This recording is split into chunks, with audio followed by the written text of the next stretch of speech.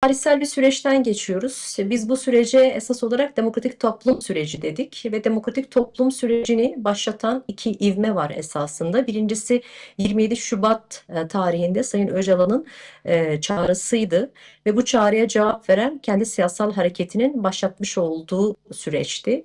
Silahsızlanma ve kendi feshetme sürecini kastediyorum. Bunlar şüphesiz bu süreci tarihsel kılan adımlar, süreçler.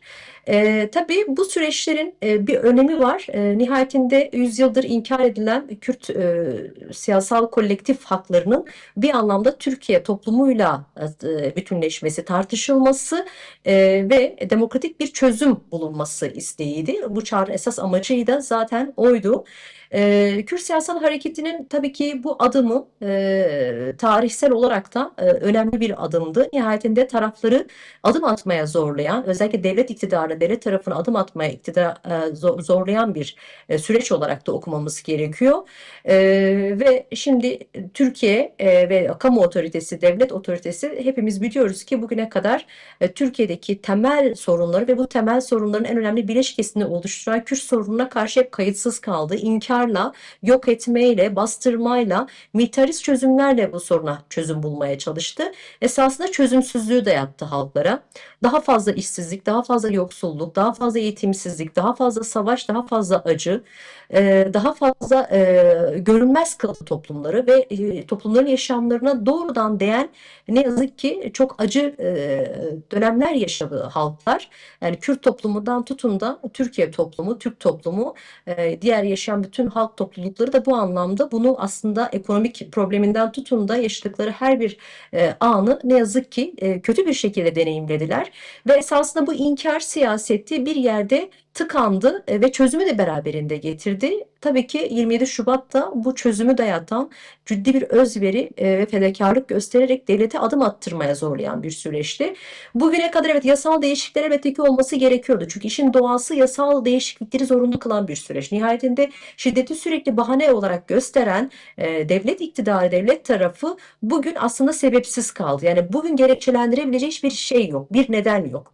Oysa ki ciddi bir otoriter sistem kendini inşa etti. Bu özel savaş sürecinde ciddi suçlar işlendi, iktidar da dahil olmak üzere birçok devlet bürokrasisi içerisinde yer alan ve rant devşirilen, kendi krallıklarını adeta yaşayan ve kendi suçlarının üzerine bu özel savaş siyaseti üzerinden yürüten bir imtiyazlı bir grup vardı. Bir seçkin bir grup vardı ve bunların sebeplerini de aslında elinden almış oldu Kürt siyasal hareketi bu adımlarıyla. Tabii ki devletin bu noktada esas olarak gerçek amacını ifşa etmesi açısından atacağı adımlar tabii ki çok önemli. Yasal adımlar bunun önemli bir aşamasını oluşturuyor.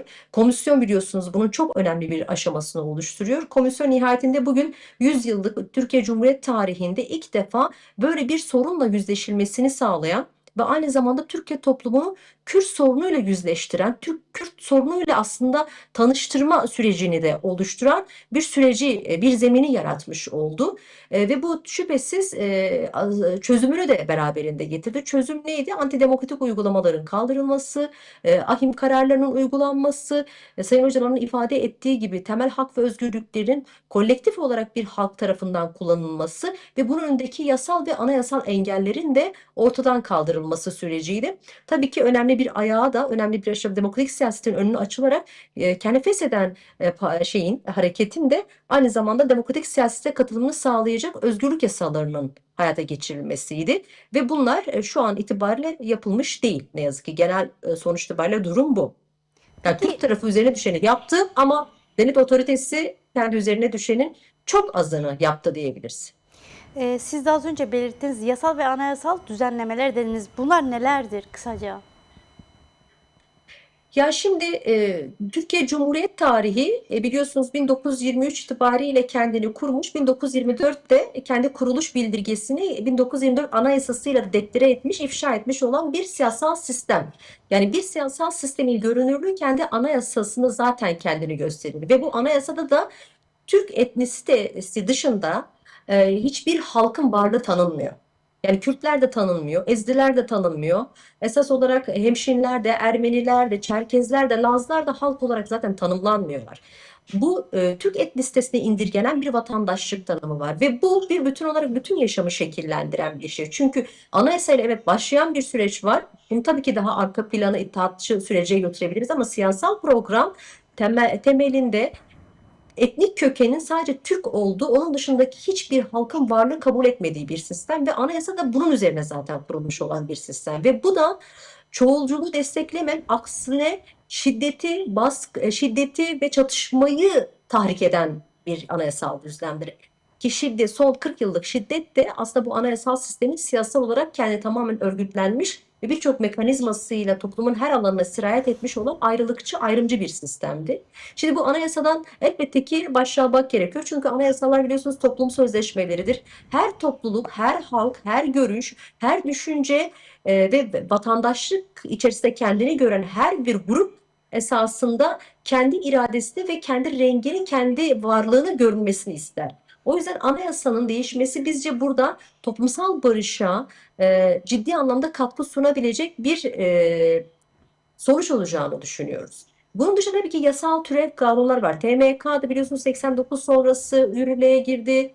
Ve nihayetinde bir sürü yasal problemler de var ve bunların aşılması gerekiyor. Yine en önemlisi de bugün Türkiye için bir alarm niteliğinde olan aslında hukuk devleti olmasını, kendisini sürekli motive eden ve işaret eden Avrupa İnsan Hakları Mahkemesi'nin kararları da var. Yani Türkiye öyle bir sisteme geldi ki kendini hiçbir şekilde hukukla bağlı saymadığı için ne kendi anayasasının kararlarına uyuyor ne Avrupa İnsan Hakları Mahkemesi'nin kararlarına uyuyor.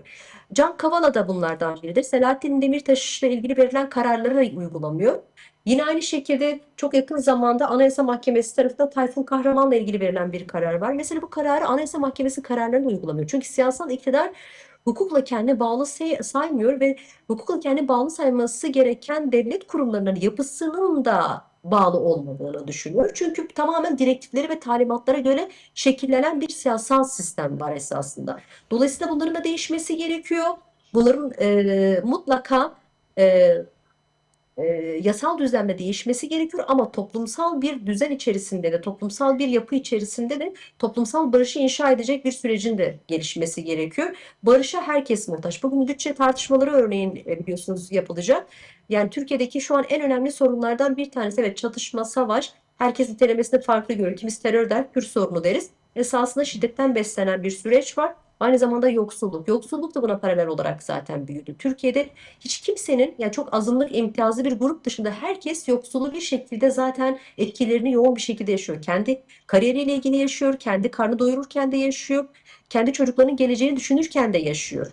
Ve bugün en önemli sorunlardan bir tanesi haline geldi. Çünkü Türkiye'nin ekonomik sorunu esasında toplumsal sorundan beslenen bir sorun olduğunu bilmemiz gerekiyor. Çatışma bence en önemli nedenlerden bir tanesidir. Bunun toplumla yüzleşmesi, toplumun buna ikna olması, görmesi ve iktidarı bu anlamda meşruiyetini verebilecek hiçbir destekte bulunmaması gerekiyor. Toplumsal barışı destekleyecek adımlar atmaya zorlaması gerekiyor tüm tabanın halkın. Şimdi siz aslında konuşmanızda da belirttiniz yani AİHM'in kararlarının önemli olduğunu, bunun Türkiye'nin hem iç hukukunun bağladığını da söylediniz. Yani Türkiye aslında Avrupa İnsan Hakları Sözleşmesi'ni yerine getirmekle yükümlü olan bir ülke ama yani baktığımızda hem AİHM'in kararlarını uygulamıyor, özellikle de 2014'te Sayın Öcalan'a yönelik verilen ihlal kararı var, daha sonra yine verilen kararlar var. Yine siz de bahsettiniz, Selahattin Demirtaş ve Kavala gibi yine buna örnek birçok karar var ama bunlar uygulanmıyor. Tabii ilk başta umut hakkına dair verilen bu karar uygulanmadı. Sizce özellikle o kararın uygulanmaması diğer hak ihlallerini veya Türkiye'nin diğer kararları da uygulamaması önünde bir şey mi, bir örnek teşkil ediyor mu? Mesela etkiliyor mu diğer kararların da verilmemesine yönelik? Türkiye iktidarının, Türkiye muhalefetinin, Türkiye toplumunun aslında verebileceği en büyük sınav bence Kürt meselesine olan yaklaşımıdır. O kadar devasa bir sorun var ve bu devasa sorunu siz görmezden gelirseniz, bu anti hukuk uygulamaları görmezden gelirseniz ve hukuka aykırılıkları yine bu bağlamda görmezden gelip bunu terör tırnak içerisinde ifade ederseniz, aslında bu bumerang etkisiyle gelir bugün sizi de bu hukuksuzluk vurur. Hep bu Kürt tarafı tarafından anlatılmaya çalışıyor ve bugün de yaşanana dikkat edin. Kürt belediyelerinin başına gelen akıbet bugün CHP'li ana muhalefetin belediyelerinin başına geliyor. Yani bazıları uzlaşmayla, bazıları farklı şekilde CHP'nin aldığı belediyelerden bahsediyoruz ki Ekrem İmamoğlu bugün ana muhalefetin önemli bir öznesi ve bugün tutuklu. Şimdi Türkiye'de ne yazık ki siyasal sistem demokratik bir sistemi, tartışma özgürlüğünü ortaya koyan bir sistem olmadı. Her zaman ayrılıkçı ve Kürt tarafına kendini kapatan, renk körü olan bir yaklaşım gösterdi. Şimdi ahim kararları da bunun için uygulanmadı. Yani hukuk hep ikili bir şekilde uygulandı Türkiye'de. Kürtlere göre hukuk fazlaydı. Hatta Kenan Evren'in ifadesiyle 12 Eylül darbesi diyor ki mesela 61'i bile darbesini değerlendirirken, 60 Anayasası'nı değerlendirirken 61 Anayasası'nda diyor ki bu gömlek geniş geldi. Bu kadar sınırlandırılmış olan bir anayasada bile bunun geniş geldiğini söylüyor. Esas mesele hepimiz biliyoruz ki burada Kürt meselesiydi ve Kenan Evren darbesinden sonra Kürt inkarı daha katı bir şekilde merkezde bir politika haline getirdi. Köy isimleri değiştirildi, Kürtçe yayınlar yapılması engellendi, konuşulması dahi engellendi. 2009 sayılı meşru kanunu var. Anayasada zaten devletin dili Türkçedir dendi. Eskiden resmi dildi. Yani aşama aşama bu meseleyi her zaman kendini kapattı ve göz ardı etti. Şimdi devasa bir hukuksuzluktan beslenen bir yapı var. Siz bununla yol almaya kalkıştığınızda, bununla yüzleşmediğinizde hukuksuzluk bir gün gelir sizi vurur. Ve bugün de aslında Türkiye'de bugün o cesareti veren de ne yazık ki bu hukuksuzlukların bazıları tarafından olan anlaşma sürecidir. Abdullah Öcalan'la ilgili, Sayın Abdullah Öcalan'la ilgili verilen karar 10 yıl önce 2015 tarihinde verilen bir karardır, umut hakkı. Ve 10 yıldır uygulana gelmedi. Yani Avrupa Konseyi de bu noktada çok ciddi bir basınç oluşturmadı. Kabul edelim, muhalefet de bu konuda halen sanki bu böyle bir karar verilmemiş, başka kararlar var, onu uygulayalım diyor. O zaman bu karardan başlayalım. Yani Sayın Abdullah Öcalan'ın özgürlüğü meselesi zaten anti hukukla açıklanabilecek bir meseledir. Bugün Türkiye kendisinin bağlı saydığı bir meselede Avrupa İnsan Hakları Mahkemesi kararının neden Abdullah Öcalan'la ilgili olan kısmını uygulamıyor? Yani Can Atalay'la ilgili uygulayacak, Can Kavala'yla ilgili uygulayacak, Selahattin Demirtaş'la ilgili olarak da uygulasın ama Abdullah Öcalan'la ilgili olarak Sayın Abdullah Öcalan'la ilgili uygulanmasın diyor. Yani bu ikirciklik kabul edilemez bir kere. Bununla yüzleşmek lazım. Hukuk herkese lazım. İktidara da yarın lazım olacak elbette ki. Bunu böyle kurmak gerekiyor. Ve şu anki siyasal sistem siyasal yargıyı esasla şekillendiren bir sistem ve siyasal yargının siyasallaştığı için yargı kendisi de özgür bir karar veremiyor. Yoksa hepsi biliyorlar Avrupa İnsan Hakları Mahkemesi'nin kararlarının bağlayıcılığı ama oradaki bir direktif, bir talimat ne yazık ki her şeyin önüne geçmiş oluyor. Tamamen perdeli, göz perdelerinin gözlerini perde gibi kapatmış oluyor. Bu da siyasal bir süreç ve bu 27 Şubat'ta başlayan tarihsel süreç aslında bir anlamda nefes aldırtan, topluma da ana muhalefete de herkese nefes aldırtan bir süreç. Yeter ki bunun kıymetini bilelim.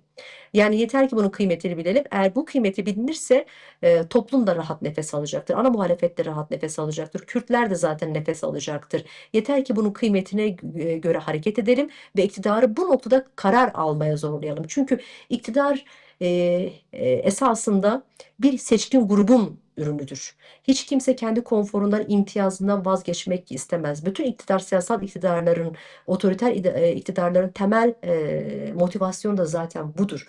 İktidara mahkumdurlar. İktidarı mahkum etmeyecek bir siyasal sistemi herkesin yararına, Kürtlerin yararına, kadınların yararına, emekçilerin yararına, Türk'ün yararına, Ermeninin de yararına düşünecek bir siyasal sistemi kurgusuyla alternatif bir sistemi topluma sunmak gerekiyor. Bunu yapabilirsek inanın iktidarın da elinde hiçbir koz kalmayacaktır. Yani toplum bunu isterse iktidar bunu istemek zorunda kalacak. Çünkü iktidarın hiçbir meşruiyeti, hiçbir dayanağı kalmamış olacak. Cemre, siz konuşurken aklıma şey geldi. Yani şu an en çok da aslında merak edilen şeylerden bir tanesi de bu. Yani özellikle Sayın Öcalan'la ilgili umut hakkına dair verilen kararda da aynı tartışmalar oldu. Şimdi mesela Demirtaş'la ilgili ihlal kararı verilmesi ve bunun tahliye konusu da gündeme gelince yine bu böyle bir şey oldu. Mesela AİM ilk ihlal kararı verdiğinde veya işte bu yapıldığında ilk yapılması gereken şey nedir hukuken? Yani şunu çok kısaca yanıtlayayım. Şöyle söyleyeyim. Avrupa İnsan Hakları Mahkemesi'nin kararları normalde derhal uygulanması gerekiyor. Yani itirazmış, büyük daire önüne gitmesiymiş. Bunlar süreci sadece uzatan şeyler.